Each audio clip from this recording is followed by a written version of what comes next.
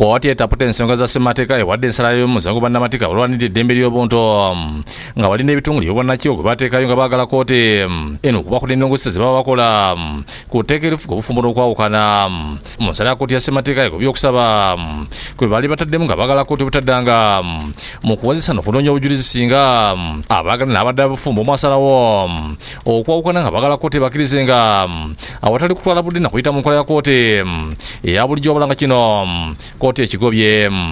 Ekyo kkooti ekigaanye okuva nti egambye nti buli obuwaayiro tebusobola obuwaayiro obwetaaga omuntu okutotolako okwetottolako tebuli mu bumenyi bw'amateeka. Balina bagamba nti bakiddamu okumenya emitima gy'abaagala okwawukana okudda mu kubabuzanga ebibuuzo.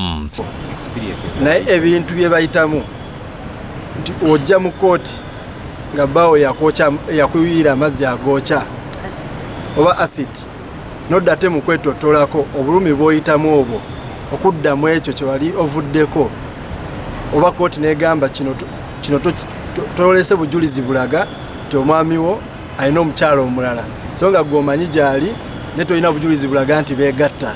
So ebyo ebintu bye tubadde tugezaako okwewala nti abantu bonna abawulira nga obufumbo tebukyagenda mu maaso basobole okubanga bagenda mu maaso n'obulamu bwabwe nga tewali kibanyigiriza. Bano bagamba nti kiva eryayagala okwawukana okumatiza obulamuzi ku ngeri yatulugunyizibwamu era singa yawabo alemera okumatiza kkooti olw'omulamuzi abaleka nga si bafumbo nga tebasobola kubakaka bufumbo.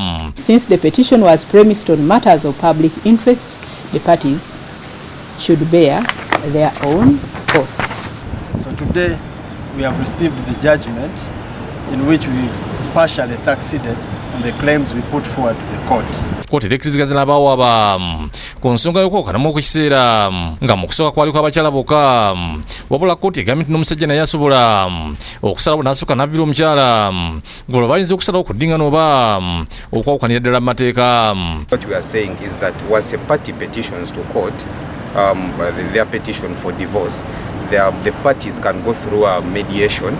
Then once the mediation fails, they make a mediation report, and then they would be able to dissolve the marriage.